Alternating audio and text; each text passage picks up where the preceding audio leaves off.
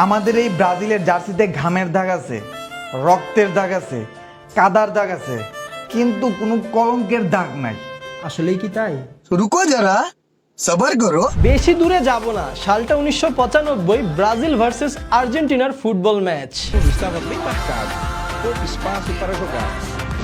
চমৎকার একটি ক্রসে গোল দেন ব্রাজিলের তুলিও মার্ভেলিয়া।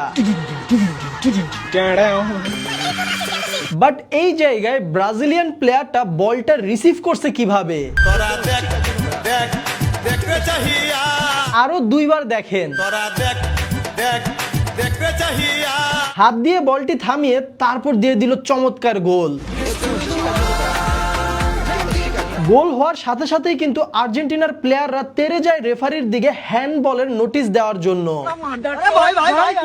কিন্তু রেফারি হ্যান্ডবলে কোনো পাত্তা না দিয়ে উল্টা আরো সাফাই গাইল যে ব্রাজিলিয়ান প্লেয়ার তার বুকের মাধ্যমে বলটা রিসিভ করছে। अच्छा है मैं अंधा हूँ। এখন কিন্তু রেফারি অনেক ভালো, সবকিছু fair. Happy, very happy. No cheating. No cheating. আর হাত দিয়ে তো গোল দেয় শুধুমাত্র ম্যারাডোনা। যাই হোক, এই গোলটির কারণে সেই 1995 সালের ম্যাচটিতে ব্রাজিল জিতে যায়, কারণ ব্রাজিলের জার্সিতে কোনো কলঙ্কের দাগ নাই। হ্যান্ডবলের মাধ্যমে গোল দেওয়ার ইতিহাস আরো অনেক আছে, সেই মান্দা তামলে যাইতে হবে না। 2010 সালের কথা, ব্রাজিল বনাম আইভরি কোস্টের ম্যাচ। বলটা স্পষ্ট হ্যান্ডবল হয়, কিন্তু রেফারি কোনো প্রকার বাঁশি দিল না, খেলাও থামলো না, ব্রাজিলের প্লেয়ার গোল দিয়ে দিল। That's got to be handball. That's got to be handball. আইভরি কোস্টের প্লেয়াররা হ্যান্ডবলের আপিল করলো, কিন্তু রেফারি হাসতে হাসতে চলে গেল, কারণ রেফারি একদমই ভালো আর একদমই fair. Happy, very happy. No cheating. No cheating. এবার আসি ব্রাজিলের 2002 সালের বিশ্বকাপ জয়ের আমল নামায়। নকআউট স্টেজের খেলা, ব্রাজিল বনাম বেলজিয়াম, স্কোর কিন্তু 0-0। এমন সময় একটি ক্রস থেকে চমৎকার একটি হেডে গোল দিয়েছিল বেলজিয়ামের প্লেয়ার, কিন্তু সাথে সাথেই রেফারি এই গোলটি বাতিল করে দেয়, কারণ রেফারির কথা হচ্ছে বেলজিয়ামের প্লেয়ারটা হেড দেওয়ার সময় ব্রাজিলিয়ান প্লেয়ার সাথে তার ধাক্কা লাগে। জাস্ট ফাউলের নমুনাটা দেখেন। মাথায় নষ্ট মামা। মাথা নষ্ট ফাউল আর গোলটি বাতিল, আর এই গোল বাতিল করে দেওয়ায় জিতে যায় ব্রাজিল। আমার মায়াবতী দিচ্ছে, এ ভাইস্তা আমার মায়াবতী দিচ্ছে। এখানে কিন্তু রেফারি খুবই ভালো, একদমই ফেয়ার ম্যাচ হয়েছে, কারণ ব্রাজিলের জার্সিতে কোনো কলঙ্কের দাগ নাই। আবার বলি 2002 সালের বিশ্বকাপের কথা, ব্রাজিল বনাম তুর্কি ম্যাচ। খেলা কিন্তু 1-1 সমতায় আছে, খেলার 85 মিনিট হয়ে গেছে। এমন সময় ব্রাজিল একটি অ্যাটাক দিল, আর তুর্কির ডিফেন্ডার ব্রাজিলের প্লেয়ারের জার্সি ধরে টান দিচ্ছে, কিন্তু কোথায়? ডি বক্সের বাহিরে। ব্রাজিলের প্লেয়ার ডি বক্সের বাহিরে ফাউল হলো, কিন্তু রেফারি দিয়ে দিল পেনাল্টি।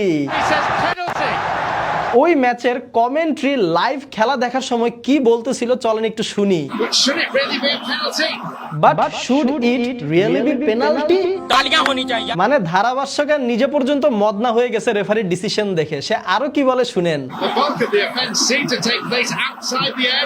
সে নিজেও বলতেছে যে ডি বক্সের বাহিরে ফাউলটা মনে হয় করা হয়েছে, কিন্তু তারপরেও দেওয়া হয়েছে পেনাল্টি, কারণ খেলা হচ্ছে একদমই ফেয়ার আর রেফারি খুবই ভালো। ফুটবলকে কলঙ্কিত করার জন্য যা কিছু করা প্রয়োজন সবকিছুই করা হলো। যাই হোক, এই জায়গায় ব্রাজিলের প্লেয়ারটা কিভাবে পড়ে গেছে সেই নাটকের কথা আর নাই বা বলি। অভিনয়ের জন্য নারী সেরা রে। মোট কথা ভাই, 2002 সালের খেলা ছিল এভরিথিং ওকে, সবকিছু ফেয়ার, নো চিটিং, কারণ ব্রাজিলের জার্সিতে কোনো কলঙ্কের দাগ নাই। नो फेर रेफरी नो फेर। জাস্ট 1 ঘন্টার রিসার্চ করে এত আমল নামা পেয়ে গেছি, তাহলে চিন্তা করেন ইতিহাস লারা দিলে আর কি কি বের হয়ে আসতে পারে। দেখা হয় নাই চক্ষু মিলিয়া, ঘর হতে শুধু 2 পা ফেলিয়া। এইগুলা মনে হয় সবকিছুই এআই, কারণ ব্রাজিলের জার্সিতে কোনো কলঙ্কের দাগ নাই।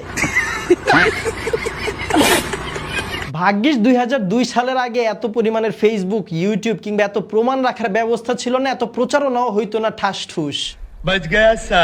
যাই হোক ভাই, সবকিছু এআই, স্বীকার করে নিলাম, কেউ আবার রাগ করেন না।